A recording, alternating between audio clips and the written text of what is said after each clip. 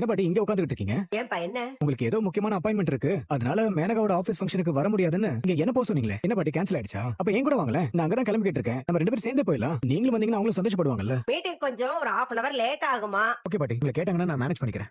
சரி. நான் போயிட்டு வந்துடுறேன் பாட்டி. அன்பு ஒரு நிமிஷம் இரு. என்ன பாட்டி? வெண்ணிலா, உனக்கு ஏதாவது வேலை இருக்காமா?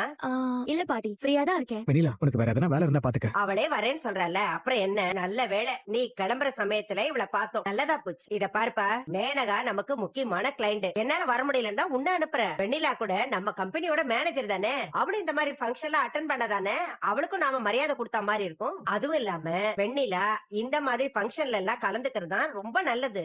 இதே மாதிரி நாளைக்கு நம்ம கம்பெனில ஏதாவது ஒரு ஈவென்ட் எடுத்து நடத்தும் போது அதை விட பெட்டரா எப்படி பண்ணலாம்னு அவ யோசிக்க முடியும்ல. அன்பு, என்ன யோசிச்சுட்டு இருக்க? ஆமா பாட்டி, நீங்க சொல்றது கரெக்ட் தான். அப்புறம் என்னப்பா, கூட்டிட்டு போ. வெண்ணிலா போயிட்டு வாமா. ஓகே பாட்டி. அன்பு போலாமா? அப்பாடா, இப்பதான் என்னால வர முடியலங்கிற குறையே தீந்து போச்சு.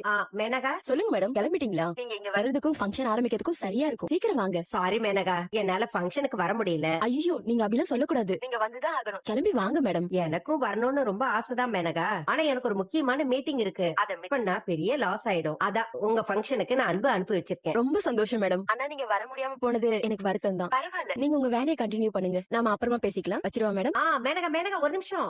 சொல்லுங்க மேடம். ஃபங்க்ஷனுக்கு அன்பும் ஒய்ஃபும்